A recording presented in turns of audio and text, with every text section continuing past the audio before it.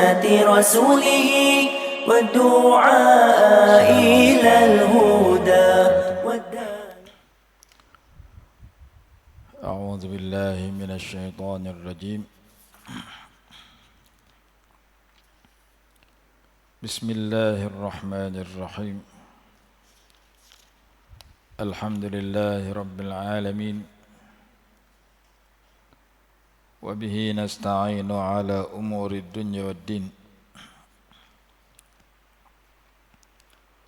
والصلاة والسلام على سيدنا ومولانا محمد أشرف الأنبياء والمرسلين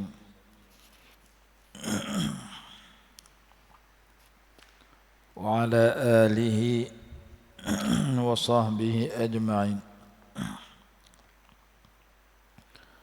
سبحانك لا علم لنا إلا ما علمتنا إنك أنت العليم الحكيم. رب اشرح لي صدري ويسر لي أمري واحلل عقدة من لساني يفقه قولي. ولا حول ولا قوة إلا بالله العلي العظيم. قال الله سبحانه وتعالى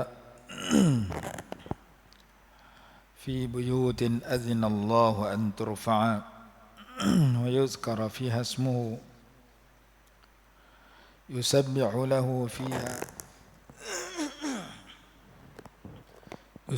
له فيها بالغدو والآصال. Di dalam rumah-rumah yang Allah izinkan untuk diagungkan,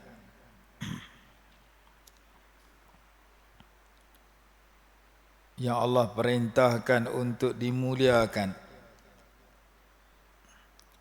Wa yudhkara fiha ismuhu, dan disebut padanya akan nama Allah. Yusabbihu lahu fiha bil ghuduwi wal asal, bertasbih di sana, bertasbih kepada Allah di sana pada waktu pagi dan petang.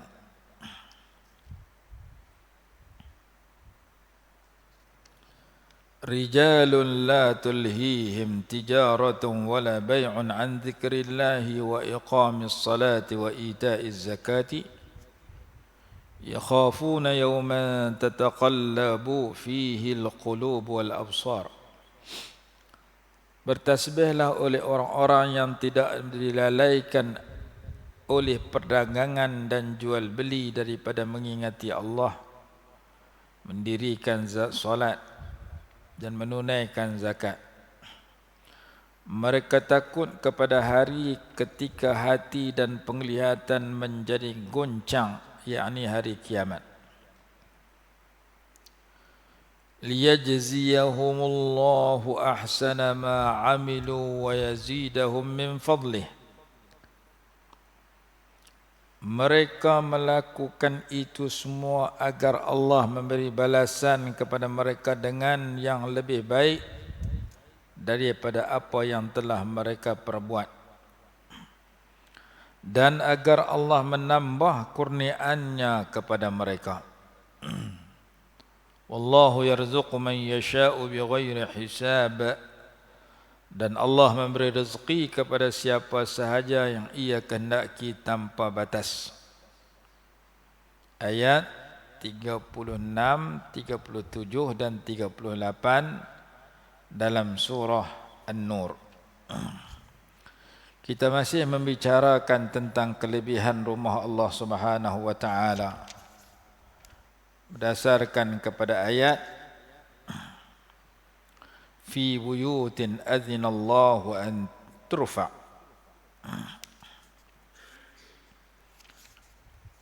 Jadi kita baca kemarin ni berkenaan dengan kelebihan berulang alik ke masjid.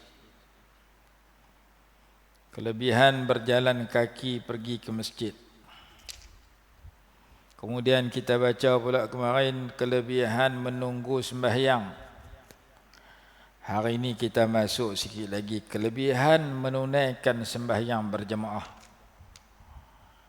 Nombor satu di masjid. Tak boleh masjid surau, tak boleh surau di mana-mana tempat. Mungkin di rumah kita, mungkin di pejabat, mungkin di sekolah, mungkin di kelang. Yang penting sembahyang jemaah ni kita azam tiap-tiap hari kita buat. Tak boleh pergi masjid, kita buat di rumah kita. Kalau kita duduk di rumah dengan keluarga kita, suami dengan isteri, anak-anak, jangan buat sembahyang seorang rugi dapat 1. Buat sembahyang jemaah dapat 27. Bukan nanti 1, bukan nanti 27, kalau 2 pun dah banyak dah. Kalau sembahyang seorang dapat 1, sembahyang jemaah dapat 2, banyak pada 1. Ni bukan 2, 27. Sekali sembahyang jemaah dapat 27 berbanding dengan sembahyang seorang dapat 1. Jadi kalau sehari 5 waktu kemarin ni kita dah sembahyang subuh, zuhur, asar, maghrib, isya sehari kemarin secara berjemaah, kita dapat kemarin 135 pahala. 27 kali 5. Tapi kalau kemarin kita sembahyang subuh, zuhur, asar, maghrib, isya sembahyang seorang semua, maka kita dapat 5 pahala. Hak sembahyang seorang 5 waktu dapat 5. Hak sembahyang jemaah 5 waktu dapat 135. Lebih 130. Tu baru kira sehari. Kalau 10 hari 1350. Kawan nak sembahyang seorang dapat 50, hak sembahyang jemaah dapat 1350. Kalau sebulan, kalau setahun, tak tahu nak kira, banyak sangat. Hadis jelas menyatakan, hadis Bukhari dan Muslim, salatul jama'ati afdalu min salatil fadhi bi 27 darajatan. Sembahyang berjemaah itu lebih baik daripada sembahyang sendirian secara seorang-seorang, secara sendirian, secara seorang diri sebanyak 27 kali ganda. Al-Imam Ibn Hajar Al-Asqalani rahimahullah dalam kitab Fathul Bari menyebut kenapa 27 kali ganda. Kerana sembahyang jemaah itu ada 27 kelebihan. Dia kira dan disebut satu persatu. Hak tu ada masalin kita baca. Kita tahu secara ringkas, tinggal kita nak amalkan setiap hari sembahyang jemaah. Kalau kita uzur, cerita lain. Kalau kita tak uzur, kita sembahyang jemaah. Oh lah ni masjid tak boleh pergi. Di surau pun tak boleh pergi. Di rumah boleh. Sembahyang jemaah ini tak semestinya di masjid. Masjid yang paling afdal. Kalau tak boleh pergi, kita sembahyang di rumah. Kalau kita duduk di rumah. Oh saya kerja Kelang. Di Kelang boleh sembahyang jemaah. Ajak kawan buat sembahyang jemaah 2 orang sekurang-kurangnya. Karena jemaah ni sekurang-kurangnya 2 orang. Tak semestinya ramai lagi bagus. Tapi 2 orang sudah kira jemaah dah dan dapat 27. Itu hadis yang pertama. Hadis yang kedua, salatul rajuli fi jama'atin tudha'afu ala salatihi fi baitihi wa fi suqihi 25 dha'fan. Sembahyang seseorang secara berjemaah dilipat gandakan ke atas sembahyangnya di rumahnya dan di pasarnya 25 kali ganda. Hak mula tadi 27, hadis yang kedua 25. Ada kata mungkin 25 tu dulu lepas tu 27. Ada kata mungkin kerana lebih kurang di sudut adabnya menyebabkan tinggi rendah. dan sebagainya. Wadhalika annahu idza tawaddaa fa ahsana alwudu, yang demikian itu apabila dia berwudu dengan sempurna, summa kharaja ila almasjid, kemudian dia pergi ke masjid, la yukhrijuhu illa salah, tujuan dia pergi tidak ada tujuan lain melainkan untuk sembahyang di masjid. Lam yakhtu khatwatan illa rufi'at lahu biha darajah wa huttat anhu biha khati'atun.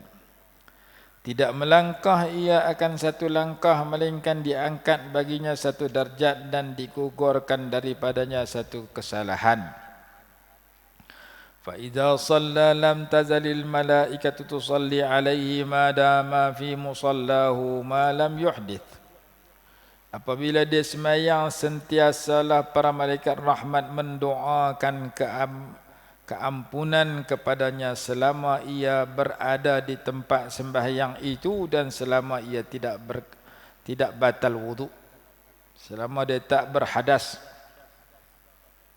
Malaikat berkata, Allahumma salli alaihi, Allahumma arhamhu. Ya Allah, berikan keampunan kepadanya. Ya Allah, berikan kasih sayangmu kepadanya.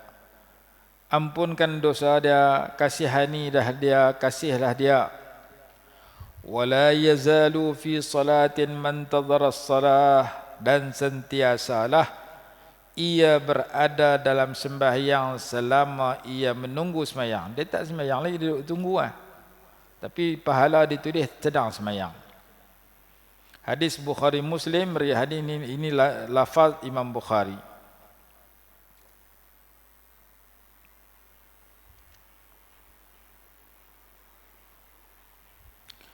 Seorang lelaki buta, hadis Imam Muslim menceritakan seorang lelaki yang buta, tidak ada orang nak pimpin dia pergi ke masjid. Dia pergi kata, ya Rasulullah, laisa li qaidun yaquduni ila al-masjid. Ya Rasulullah, tidak ada seorang pun yang boleh pimpin saya, pegang tangan saya pergi masjid. Pasal dia buta. Maka dia minta kepada Rasulullah SAW memberikan keringanan hukum agar dia boleh sembahyang di rumahnya. Rasulullah SAW pun membenarkan. Apabila dia berpaling, Nabi SAW panggil dia dan bertanya, hal tasma'un nida'a bis salah? Adakah engkau mendengar panggilan azan untuk pergi sembahyang? Ia menjawab, na'am ya. Nabi SAW menjawab, fa'ajib, kalau begitu sahutkanlah seruan itu. Hadis Muslim. Jadi seorang buta mai jumpa Rasulullah, saya ni buta, tak ada orang nak pegang tangan saya, nak pergi masjid. Boleh tak izin saya, tak gaduh pergi masjid, saya nak sembahyang di rumah. Nabi SAW kata, silakanlah. Lepas tu bila dia paling nak balik, Rasulullah tanya dia, kamu dengar ada azan masa kamu duduk di rumah? Dengar? Kalau gitu sahutlah azan. Maksud dia, kalau boleh pi masjid. Afdal. Mazhab kita sembahyang jemaah ini pendapat yang mu'tamad. Mazhab kita, mazhab Syafi'i, ada 3 pendapat. Dalam kitab Minhajul Talibin, hukum sembahyang jemaah itu 3. Yang pertama fardu kifayah, yang kedua sunat muakkadah, yang ketiga fardu ain. Nombor 3 tu fardu ain sama dengan sembahyang Jumaat. Cuma pendapat yang terkuat, qaul yang mu'tamad, yang dipegang oleh kebanyakan ulama, ialah pendapat yang pertama, iaitu fardu kifayah. Kalau ada orang dah buat sembahyang jemaah, maka tak berdosalah tempat tu. Kalau semua pakat tak buat, maka berdosalah satu kampung.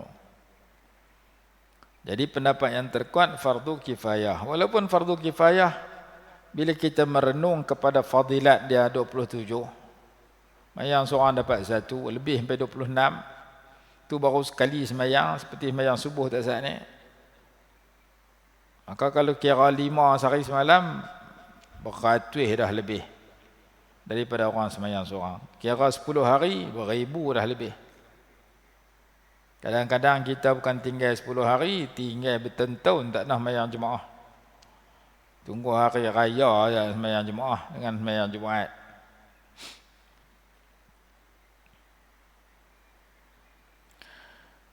Diceritakan bahawasanya Abdullah ibnu Ummi Maktum, ni hadis Imam Abu Daud. Abdullah ibnu Ummi Maktum tukang azan Rasulullah SAW. Salah seorangnya Sayyidina Bilal, salah seorangnya Abdullah ibnu Ummi Maktum. Ada satu lagi nama apa, Abu Mahzurah. Wahai Rasulullah, sesungguhnya di Madinah ada banyak binatang-binatang yang melata, yang memudaratkan, seperti kalajengking, seperti ular, dan ada binatang-binatang buas. Maka Rasulullah SAW bersabda, apakah kamu mendengar hayya 'alas salah, hayya 'alal falah? Fa hayya halla, maka datanglah ke tempat panggilan itu. Ai fata'ala.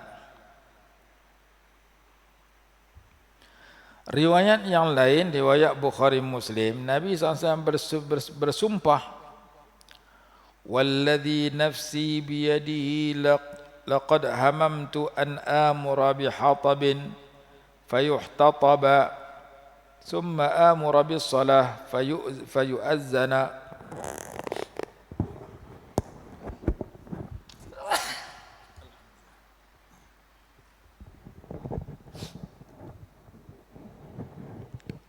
فيؤذن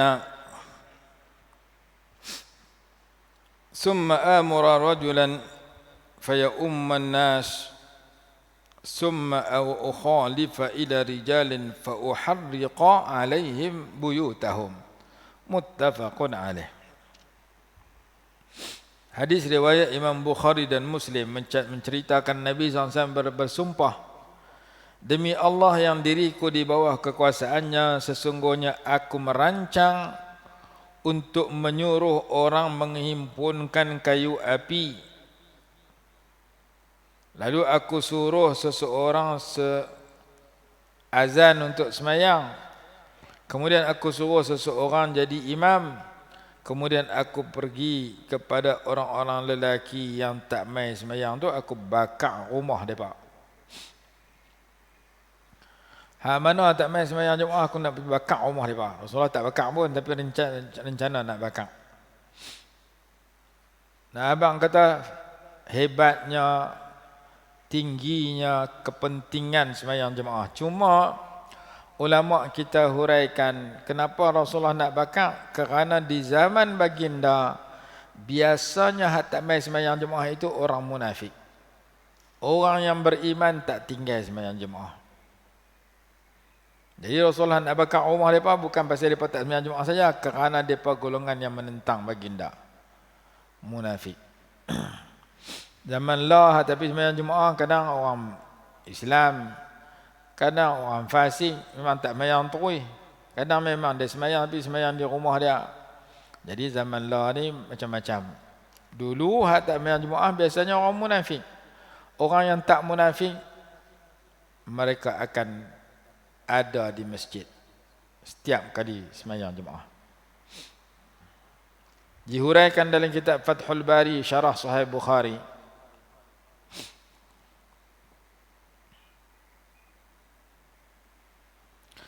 Ibnu Mas'ud radhiyallahu anhu berkata, man sarrahu an yalqa Allah ta'ala ghadan musliman falyuhafiz ala haula'i salawat haitsu yunada bihinna.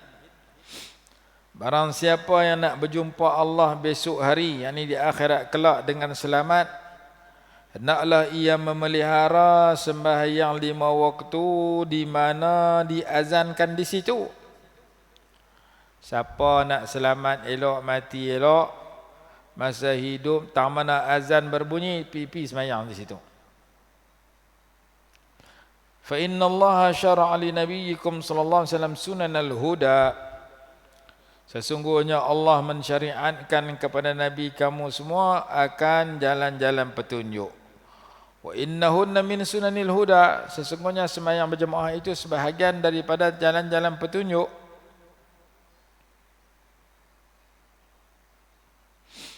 Walau annakum sallaitum fi buyutikum kama yusalli hadzal mutakhallifu fi baitihi lataraktum sunnata nabiyyikum.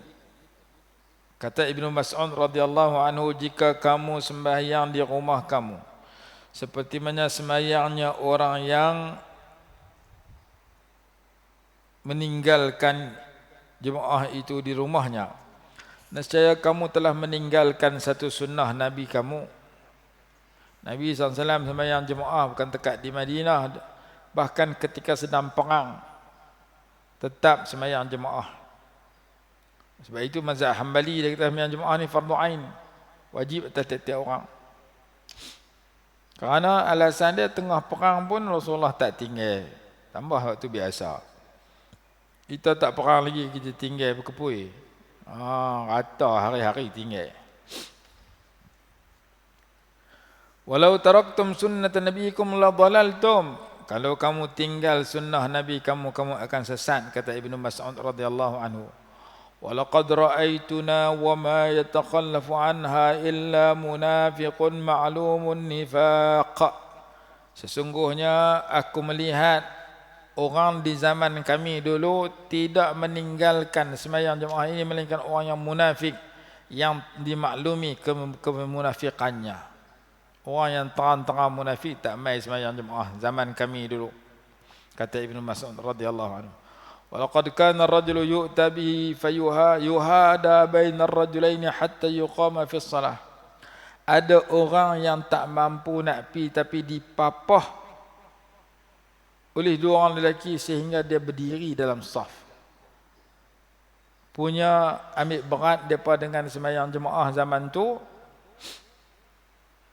dipapah pun pi. Sakit orang papah kiri kanan pi.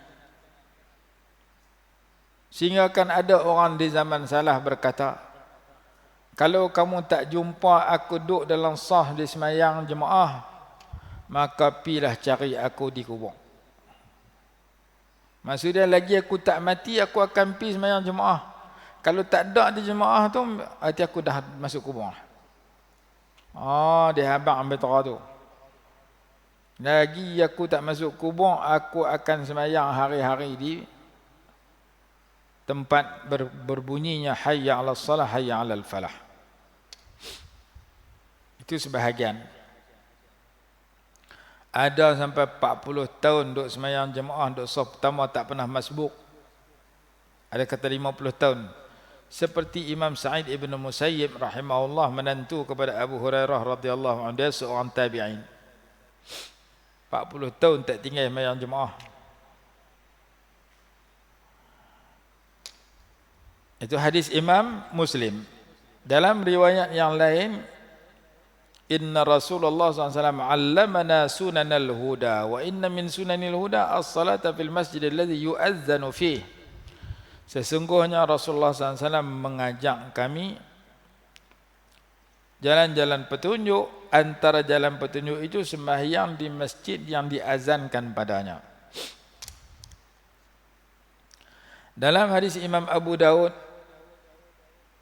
menyatakan, ma min thalathatin fi qaryatin wala badwin la tuqamu fihimus salatu illa qad istahwadha alaihimus syaitan fa'alaikum bil jama'ah fa innama ya'kulu dhi'bu minal ghanamil qasiyah. Hadis ini menunjukkan sembahyang Jumaat itu hukum dia sunat muakkadah, kata sebahagian ulama. Pendapat yang paling kuat, fardu kifayah. Tidak ada 3 orang dalam satu qaryah atau satu pendalaman yang tidak didirikan pada mereka itu sembahyang jemaah, melainkan syaitan akan menguasai mereka. Naklah kamu berjemaah, sesungguhnya serigala akan memakan kambing yang sendirian. Kambing yang tak duduk dalam jemaah kumpulan, mudah serigala pergi bunuh. Kalau kambing yang seorang sekok-sekok dia berjalan. Tapi kalau kambing tu duduk dalam jemaah, dalam kumpulan, serigala tak berani pergi. Hadis Abu Daud. Itu secara 5 waktu. Ada lagi yang dituntut, kalau tak boleh 5 waktu pun, 2 jenis, iaitu subuh dengan isya. Sayyiduna Uthman ibn Affan radhiyallahu anhu berkata, aku telah mendengar Rasulullah SAW bersabda, man shallal isya'a fi jama'atin faka'annama qama nisfal lail, wa man shallal subha fi jama'atin faka'annama shallal laila kullahu, rawahu Muslimun. Barang siapa yang sembahyang subuh secara berjemaah, maka seolah-olahnya ia telah melakukan qiyamul lail separuh ataupun setengah daripada waktu malam. Kalau satu malam itu 11 jam, kita sembahyang subuh berjemaah tak sah ni 2 rakaat, hanya 5 minit, 10 minit, 5 minit ya kita sembahyang subuh, dapat pahala macam kita sembahyang tahajud 5 jam setengah. Nak lagi separuh malam, sembahyang isya pula berjemaah. Siapa sembahyang isya secara berjemaah, seolah-olahnya ia telah menghidupkan sembahyang malam seluruh malam. Jadi kita sembahyang subuh berjemaah 2 rakaat, sembahyang isya berjemaah 4 rakaat, dapat pahala macam sembahyang sunat daripada maghrib sampai subuh. Ini peluang bagi kita hidup zaman lah. Nak bangkit sembahyang tahajud banyak-banyak, kita sibuk tak dan. Nak 2 rakaat pun kadang-kadang teruk. Maka kita sembahyang subuh raja berjemaah dan isya berjemaah dapat pahala seperti sembahyang tahajud seluruh malam, tak berhenti terus. Orang yang sembahyang seluruh malam jarang jumpa. Sayyidina Umar radhiyallahu anhu di akhir usia baginda sembahyang daripada isya sampai subuh. Dan baginda puasa setiap hari. Sayyidina Umar radhiyallahu anhu dekat nak mati, puasa setiap hari, sembahyang sunat setiap malam, tak tidur. Daripada lepas sembahyang isya, dia sembahyang 2 rakaat sampai subuh. Sampai tahap dapat kemanisan ibadat. Sembahyang suka, puasa pun suka.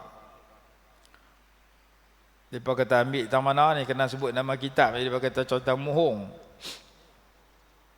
Dalam kitab Al-Bidayah wan Nihayah karangan Al-Imam Ibnu Katsir rahimahullah. Kitab itu setebal 8 jilid. Dalam kitab itu cerita Sayyidina Umar radhiyallahu anhu di akhir usia baginda sembahyang sunat daripada isya sampai subuh, baginda puasa sunat tiap-tiap hari. Sekadar kita tahu, kita nak buat tak mampu. Kita boleh dapat pahala sembahyang sunat daripada isya sampai subuh dengan kita sembahyang isya dan subuh secara berjemaah. Kalau kita tambah sembahyang sunat lagi bagus ya. Tambah tahajud 2 rakaat, tambah witir lagi bagus.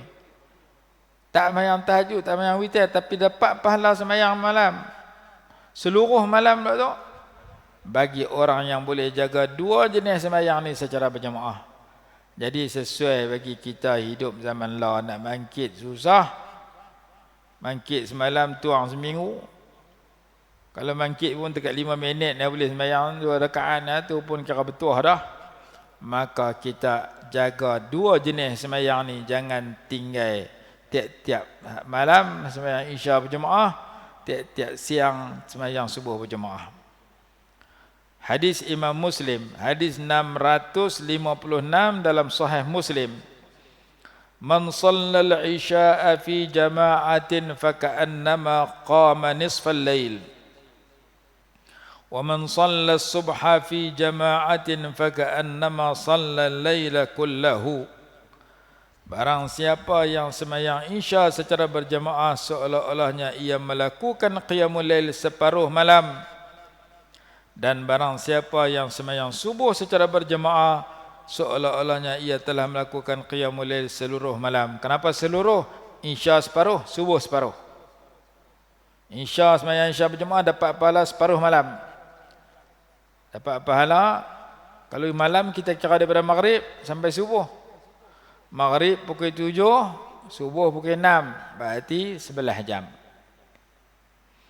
Sembahyang Isya berjemaah 5 jam setengah. Sembahyang subuh berjemaah macam qiyamul lail 5 jam setengah lagi. Dapat pahala 11 jam qiyamul lail dengan menjaga dua jenis sembahyang itu. Tiga hadis yang terakhir, hadis berikutnya dalam riwayat Imam Tirmizi, man syahidal isya'a fi jama'atin kana lahu qiyamu nisfi lailatin wa man shallal isya'a wal fajra fi jama'atin kana lahu ka qiyami lailatin. Barang siapa yang menghadirkan diri pada tempat sembahyang jemaah Isya, dia dapat pahala seperti qiyamul lail separuh malam. Dan barang siapa sembahyang Isya dan subuh secara berjemaah, dia dapat pahala seperti qiyamul lail seluruh malam. Dalam hadis Bukhari Muslim, "Lau ya'lamuna fil atamati was subhi la atauhuma walau habwan." Jika umat Islam mengetahui kelebihan sembahyang Isya dan subuh, nescaya mereka akan mendatangi ke tempat sembahyang Isya dan subuh walaupun dalam keadaan terpaksa merangkak. Tak boleh nak berjalan dah, boleh merangkak saja. Merangkak lah. Yang penting aku boleh ada di masjid, di surau ketika Isya dengan subuh. Betapa besarnya fadilat sembahyang Isya dan subuh berjemaah, sehingga dikatakan dalam keadaan merangkak pun dia pi lagi. Riwayat Bukhari Muslim, laisa salatun asqala 'alal munafiqin min salatil fajr wal isya walau ya'lamuna fihima la atauhuma walau habwan. Tidak ada sembahyang yang lebih berat ke atas golongan munafik daripada sembahyang subuh dan Isya berjemaah. Kalau mereka mengetahui kelebihan kedua-duanya, nescaya mereka akan mendatangi tempat sembahyang kedua-duanya walaupun terpaksa merangkak. Pasal sembahyang subuh mereka tak mungkin tidur lagi. Sembahyang Isya mereka duduk dengan majlis mereka. Akhirnya dua-dua tu mereka tak pergi. Itu zaman dulu. Jadi kita baca hadis pagi ini tentang kelebihan sembahyang jemaah satu, dan kelebihan menghadirkan diri ke tempat sembahyang jemaah untuk dua jenis sembahyang, iaitu subuh dengan Isya. Yang pertama, dua-dua sembahyang ini dikurniakan pahala qiyamul lail satu malam. Yang kedua, kalau tahu kelebihan pi Isya dengan subuh, kalau terpaksa merangkak pun dia merangkak juga daripada rumah dan pergi masjid, ragah tangga sambil merangkak untuk nak dapat kelebihan hadir sembahyang jemaah pada subuh dan Isya itu. Wallahu alam. Kita berhenti sini dulu. Insya-Allah besok kita sambung lagi sikit perbincangan kita tentang tajuk-tajuk yang ada kaitan dengan ayat yang kita bicarakan dalam surah An-Nur ini. Wallahu alam. Bismillahirrahmanirrahim. Alhamdulillahirabbil alamin wassalatu wassalamu ala sayyidina Muhammad wa ala alihi wa sahbihi barik wasallim. Allahumma anfa'na bima 'allamtana wa 'allimna ma yanfa'una warzuqna 'ilman yanfa'una bi rahmatika ya arhamar rahimin. Rabbana atina fid dunya hasanatan wa fil akhirati hasanatan wa qina 'adzaban nar. Wa sallallahu ala sayyidina Muhammadin wa ala alihi wa sahbihi wasallam. Alhamdulillahirabbil alamin.